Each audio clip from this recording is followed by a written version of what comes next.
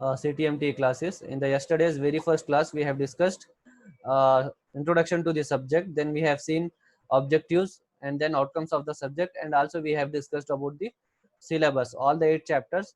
I have given the introduction to those chapters also. What we are going to study actually in each and every unit in this subject.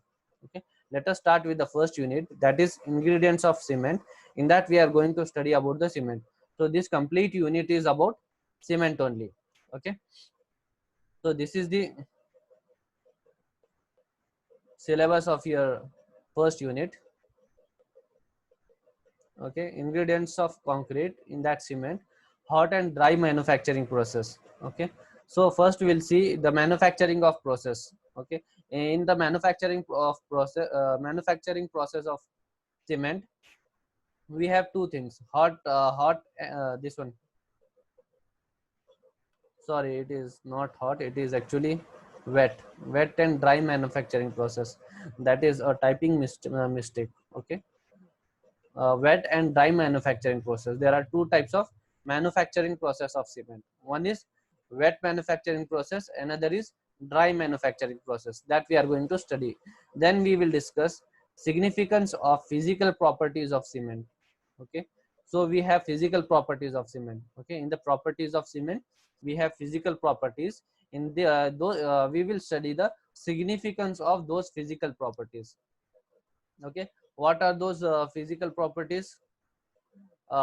Fineness, consistency test, initial and final setting time, soundness, compressive strength, specific gravity. Okay, these are the physical properties of cement. We are going to discuss all these physical properties, and we will discuss the significance of these physical properties in the construction. Okay, then we have hydration of cement. Okay, in hydration of cement, when we'll discuss, you'll get to know what is hydration of cement. Then we have chemical compounds in cement and their properties. Okay, so what are the chemical compounds in cement, and we'll discuss its properties. Okay, we'll discuss the properties of those chemical compounds in the cement. Then at last we will study the types of cement. Okay, we have many types of cement, around 12 to 13 types of cements are there, but in your syllabus we have only these types, that is ordinary Portland cement, Portland pozzolana cement, rapid hardening Portland cement, then quick setting cement, sulfur resisting cement. Okay, so this is the syllabus of your first chapter or first unit. Okay, so in this overall, the central idea of this first unit is to know complete knowledge, to get to know complete knowledge and about the cement. Okay, as we are going to study the manufacturing process, in the manufacturing process we are going to study both the processes, that is dry manufacturing process and wet manufacturing process. Then we are going to study the physical properties and significance of these physical properties, and those physical properties are fineness, consistency, initial setting, final setting, soundness, compressive strength, specific gravity. Okay, these are the physical properties which we are going to study and its significance. Then we are going to study the hydration of cement. Okay, then we are going to study the chemical compounds in cement and their properties, and at last we are going to study the types of cement. Okay, this is all the syllabus that we are going to study in this chapter. Let us start the first chapter.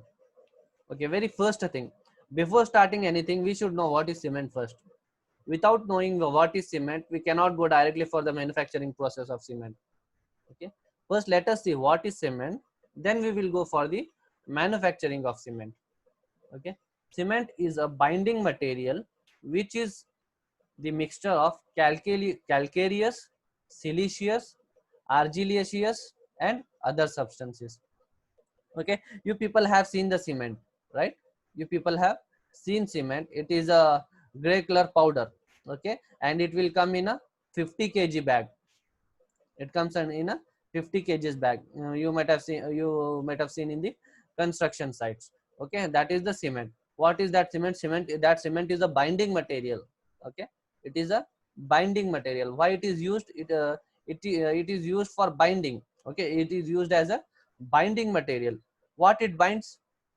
Suppose if you are making a concrete, if you are making a concrete, yesterday I explained you about the ingredients of concrete, right? We have four basic ingredients: cement, water, fine aggregate, and coarse aggregate. Okay, so when the this one when you add water to the cement along with the fine aggregate and coarse aggregate, it forms a concrete. Okay, so when you add water from that moment, when cement comes in contact with the water, there are some reactions. Those are called hydration reactions. Those hydration reactions will start. Okay, so after that hydration reaction, cement will get hard.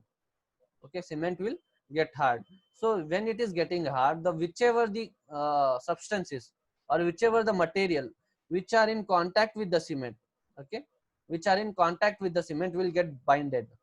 Okay, will get binded. So that's why for preparing concrete, we are mixing fine aggregate, coarse aggregate, and cement. And then to make these three ingredients, cement, sand, and coarse aggregate, okay, to make these three ingredients to hold together, we are adding water. Because when we add water to the cement, the hydration reactions takes place and your cement gets hard. So when the cement is uniformly present in between the coarse aggregate and fine aggregate, it will bind them together. Understanding? So the presence of cement will bind the fine aggregate and coarse aggregate together very hard when you add water to that. Okay, so that's why cement is a binding material. So other than this concrete, you can use the cement for making mortar also. What is mortar? Mortar also you people have seen. Okay, for the construction of wall, what you will do? You will lay one layer of bricks. Okay, one by one layer of bricks you will put. Okay, so in between the bricks you will put the mortar. Okay, that material that you are putting in between the bricks to bind them together for the construction of wall. Okay, that is the mortar. And then after the layer, after putting the mortar in between the bricks, you will put on the top one more layer of mortar. Okay, one layer of mortar. Again on the upon the layer of mortar, again you will put next layer of bricks. Like that you will do the construction of wall, right? So that material for the construction of walls, or even for doing the plastering. Okay, after the construction of wall, you'll do the plastering, right, for the aesthetic view. So that is the mortar. Even for making the mortar, we are adding the cement. So in that we are using cement, fine aggregate, and water. Their coarse aggregate will not be there. Okay, so without the presence of coarse aggregate, it is mortar. If you add this one coarse aggregate, it is concrete, right? So even in the whether it is a mortar or whether it is a concrete, cement is a binding material. Okay, so this cement is a which is a binding material. It is a mixture of calcareous, siliceous, argillaceous, and other substances. Okay, so this cement is a mixture of calcareous materials. What is calcareous material? The materials which are rich in calcium carbonates. Okay, the materials which are rich in calcium carbonates, those materials are called calcareous materials. Okay, then siliceous material. Siliceous materials are nothing but the materials which contains more silica. Okay, the materials which contains more silica are called siliceous materials. Then we have argillaceous material. What is argillaceous material? Argillaceous materials are those which contains clay. Okay, which contains clay. What is clay? Clay is nothing but a very fine grained soil. Okay, clay is a very fine grained soil, which is when it is in a plastic condition. Okay, when the clay is in a plastic condition, it is smooth. You can if you press, it can take it can give any shape. Okay, but when it is fired or when it is burnt, that clay, it will become very hard. Okay, it will become very hard. So that is the clay. Okay, so that is argillaceous material and some of the other substances, but mostly cement is a mixture of calcareous, siliceous, argillaceous materials, and some of the other substances. Understood? What is cement? Cement is a binding material which is the mixture of calcareous, siliceous, argillaceous, and some other substances. Understood? Now coming to the next point, cement is hydraulic binder and is defined as finely ground inorganic material which when mixed with the water forms a paste which sets and hardens by means of hydration reactions and process, which after hardening retains its strength and stability even under water. So what it is there here? Cement is a hydraulic binder. Okay, so cement is a hydraulic binder. Okay, and it is defined as a finely ground inorganic material. Okay, cement is a inorganic material which is finely ground. Finely ground is nothing but which is very fine in nature. Okay, it is very fine. If you take the cement in between your two fingers and rub it, you can feel the fineness. It is very fine in nature. Okay, the particle size, each particle size of the cement is very small. Okay, it is very small, so that's why it is finely ground inorganic material. Okay, so and it is a hydraulic binder. Why it is hydraulic binder? Because for to bind this cement with any other material, you need to add water. Okay, you need to add water. Okay, so when you add water to the cement, okay, when you add water to the cement, it forms a paste. Okay, so what it forms? The cement forms a paste. Okay, which is called as cement paste. Okay, that is called as cement paste. Okay, when you add water to the cement and it is forming a cement paste, so in that there are hydration reactions which are taking place. Okay, as soon as the cement comes in contact with the water, the hydration reactions will start taking place inside that. Okay, so after that hydration reactions, your cement will get hard. Your cement will become hard and it will gain strength. Okay, it will gain strength and stability. Okay, so when your concrete get hard, even after getting hard, if you put that structure, when it gets hard, after that if you put that structure, cement structure, okay, the cement paste that you have got hardened cement, if you even if you put it under water, it will retain its strength and stability. Okay, so cement is a hydraulic binder. Remember, cement is a hydraulic binder and it is a finely ground inorganic material. Okay, so when the water is added to the cement, when the water is added to the cement forms a cement paste. Okay, it forms a cement paste and then the hydration reactions will take place. Okay, then the concrete will gain its strength. When the concrete gets hard, it gains its strength and stability. Even if you put that cement structure, when it gets hard, if you even if you put it underwater, it will retain its strength and stability. Okay, so yesterday someone had commented that I am teaching very fast in the yesterday's class, so today I am going very slow so that you people should understand it better. Okay, so I hope this speed is sufficient. Now coming to the manufacturing process of cement. Okay, coming to the manufacturing process of cement. Okay, India is the second largest producer of cement in the world, producing 502 million tons of cement per year. Okay, so you can see India is the second largest producer of cement and it is producing around 502 million tons of cement every year. So this is a very huge amount. We are producing 502 million tons of cement every year. Okay, 502 million tons of cement. Okay, and we are the second largest producer in the world. Okay, so we are the second largest producer in the world. So we are producing a very huge amount of cement every year. The cement manufacturing industries share share a major part in Indian economy. Okay, so as you saw in the first point that we are the second largest producer in the world, and we are producing around 502 million tons of cement every year. Then you can it is obvious that we are giving a larger share, the cement industries are giving its larger share to the Indian economy. How?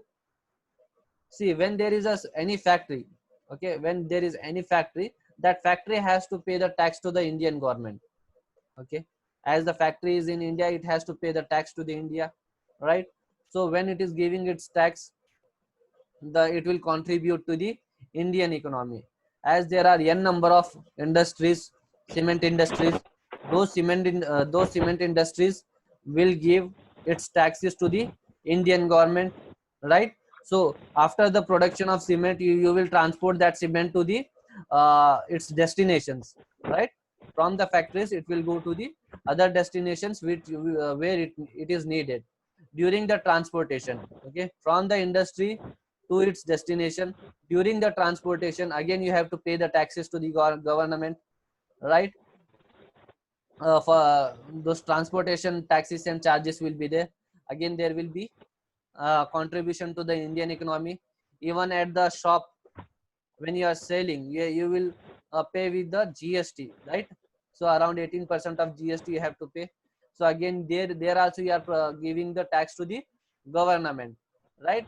So cement manufacturing industries share a major part in Indian economy.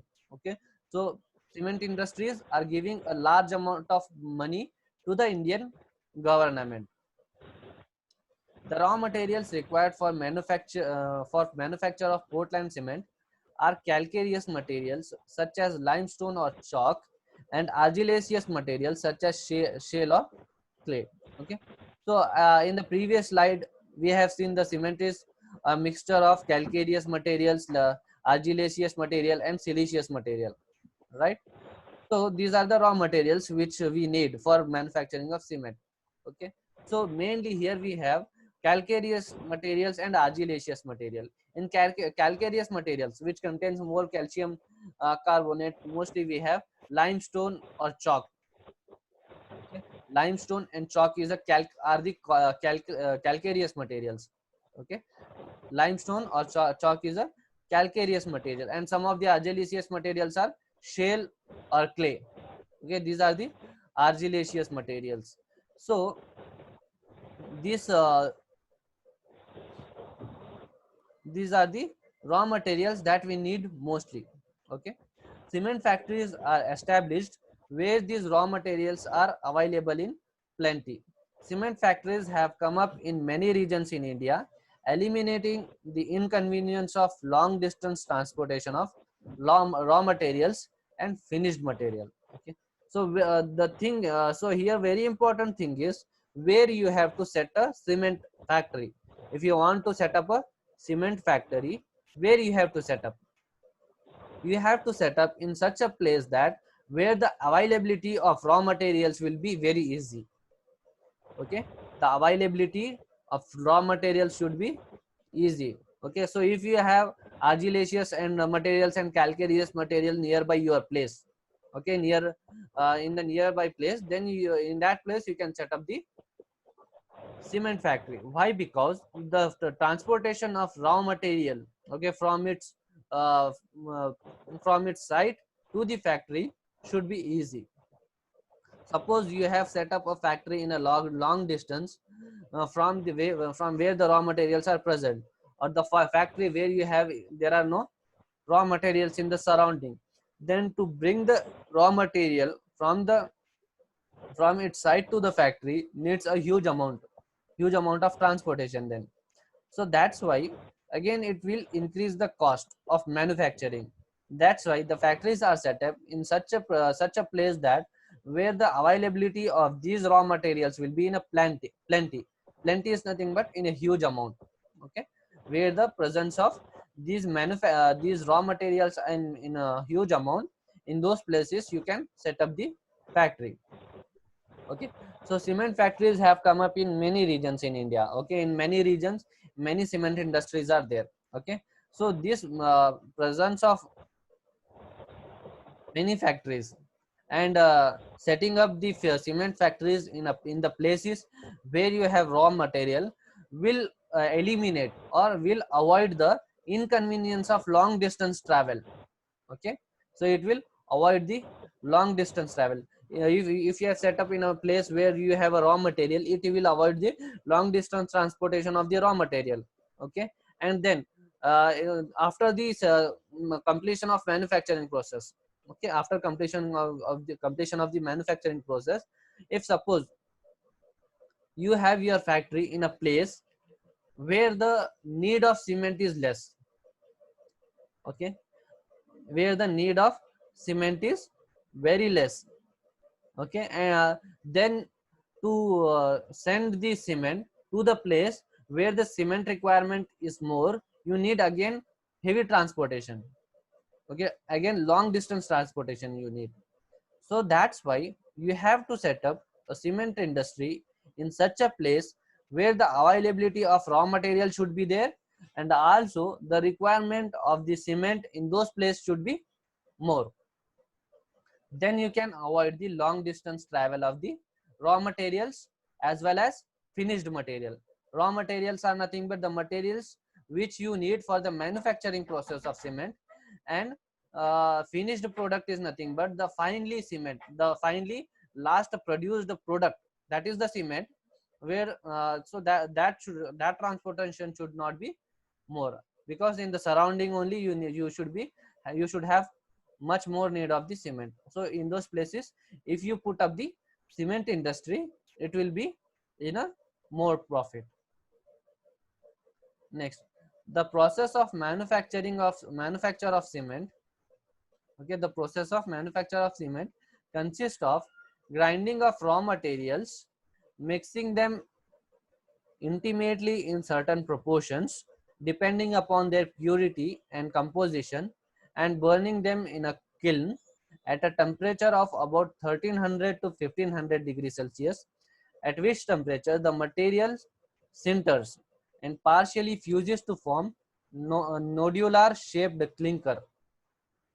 The clinker is cooled and ground to fine powder with addition of about 3 to 5% of gypsum. The product formed by using this procedure is Portland cement. Okay, so in this paragraph, the manufacturing process of cement is there. Okay, so how it happens. The process of manufacture of cement consists of grinding of raw materials. Okay, the raw material whichever we have, okay, calcareous materials and argillaceous materials, okay, those materials will be grinded. Okay, it will be grinded. Grinding is nothing but it is breaking and making its powder. Okay, we are crushing it, so we are grinding it. Okay, so first we have to grind them. Okay, first we have to grind the raw materials, then we have to mix them. Okay, we have to mix them in certain proportion depending upon their purity of composition. Okay, so we should know how much amount of those materials are required. Raw materials, calcareous materials, argillaceous material, siliceous materials, and some other substances, or whichever the raw material which we are taking. Those raw materials we will see in the coming slides. Okay, so those raw materials should be taken in its proper composition. How much amount of this particular thing is required, in that much amount of that much amount only should be taken. Okay, so those should be taken, those should be grinded, and then those things will be mixed properly. Okay, after mixing, you have to burn them in a kiln at a temperature of about 1300 to 1500 degrees Celsius. Okay, so after mixing, you have to burn it. What is kiln? Kiln is a uh, what we call kiln is a place where you can burn anything at a very high temperature. Okay, kiln is a place, or you can call it a chimney type of structure where you can burn anything at a very high temperature. Okay, so in kiln we are burning this mixed material at a temperature of about 1300 to 1500 degrees Celsius. Okay, when you burn this at this temperature, so these materials will get sinters and partially fuses to form nodular shaped clinker. Okay, so after burning these things, so what you'll get, these materials will get fused at that temperature. It will get fused and it will form nodular shaped clinker. Okay, round ball type of structures you will get. Okay, so those structures, ball type structures, are called clinkers. Okay, these are called as clinker. Then this clinker which you will get from the kiln. Okay, so these clinkers will be cooled down.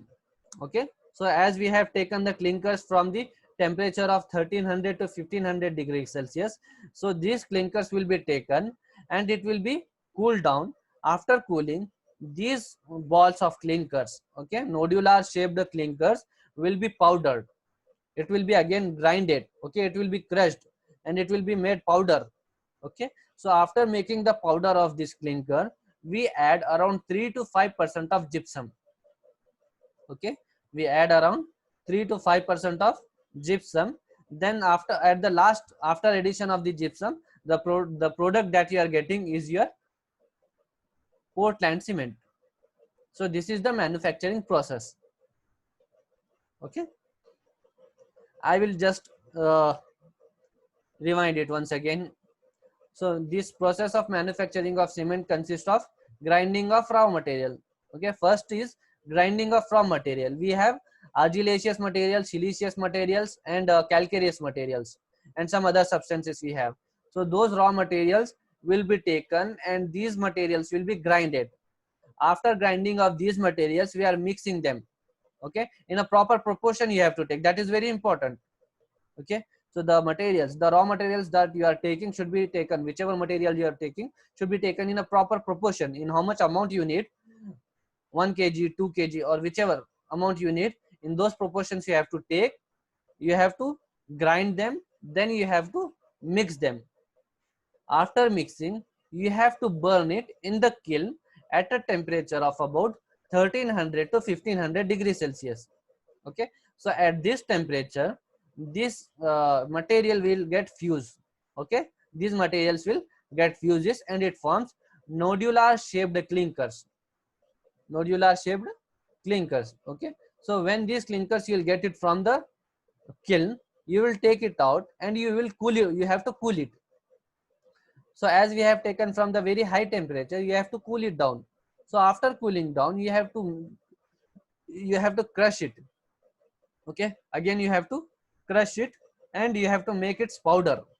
Okay, you have to make its powder. So after making powder, you have to add 3 to 5% of gypsum. 3 to 5% of gypsum, and at the end the product that you are getting is your Portland cement. So now your Portland cement is ready. Remember the manufacturing process of cement. It is a very important in the view of your this one examination, as well as for anything, for field or your interview purpose and everything. So the manufacturing process of cement is important. So here one question is there, that why we need to add 3 to 5% of gypsum. Okay, so as we have got cement after crushing of the clinker. Okay, so the nodular shaped clinkers that we got from the kiln, we have crushed it and we got cement. So after getting cement, we are adding 3 to 5% of gypsum. Then it is finally, it is a cement which is ready to sell, right? So why we need to add gypsum? The need to add gypsum is, it will slows down the hydration process. What is hydration process? I told you, when the water is added to the cement, or when the cement comes in contact with the water, the hydration process starts, right? So if suppose you don't add gypsum, if suppose you don't add gypsum to the cement, okay, during the manufacturing process, as soon as you add the water to the cement without gypsum, okay, cement without gypsum, if you add water to the cement, the setting time, what is setting time, you will study in the physical properties of cement. So just now you understand that setting time is nothing but the time which is required for the cement to become hard. Okay, that is the setting time. In detail we'll study in the coming classes. Okay, so that setting time will be very less if you don't add gypsum. Okay, so if you add water, very soon the your cement will get hard. Okay, so it will not give you sufficient time, so that you, after mixing at the site, if you mix the, if you prepare a concrete, it will not give you sufficient time that from the place of mixing to the to the place of placing of concrete to its final destination. You need to transport that concrete, right? You have mixed the concrete at one place, and from here you have to take your concrete to the final place where you want to pour the concrete finally, whether it is a column, beam, footing, slab, whichever. Okay, it will not give you that much time also. In less than that time your concrete will get hard. Okay, to slow down that setting time, we need to add a very 3 to 5% of gypsum. Okay, remember that we are adding 3 to 5% of gypsum. If you add more amount of gypsum, again the setting time reduces. Okay, sorry, again the setting time increases. Okay, so 3 to 5% of gypsum is required to keep the setting time in a normal amount. Okay, so this is the manufacturing process of cement. Now coming to the next one, there are two processes known as wet and dry process, depending upon whether the mixing and grinding of raw materials is done in a wet or dry conditions. With a little change in above process, we have the semi-dry process also, where the raw materials are ground and dry and then mixed with about 10 to 14% of water and further burned to clinkering temperature. Okay, so here you see we have in the syllabus I told you we have two types of manufacturing processes. One is wet process and one is dry process. Okay, and we already studied the manufacturing process. The manufacturing process remains same, but again what I am telling is two processes comes under the mixing process. Okay, as we have seen in the manufacturing process that first we are grinding the raw material, then we are mixing, and then we are burning, right? So here the process of wet and dry comes in the mixing and grinding. Okay, first we are grinding the raw material, then we are mixing it. Okay, so in the grinding and mixing, if you grind and mix it in a wet condition, it is wet process. If you grind and mix it in a dry condition, it is dry process. That is the difference. Understood? So the wet manufacturing process of cement is the wet manufacturing process of cement and dry manufacturing process of cement is same. The only difference is the grinding of materials, the grinding and mixing of materials in the wet process occurs in wet condition, and in dry process the grinding and mixing process occurs in dry condition. Okay, so we will see this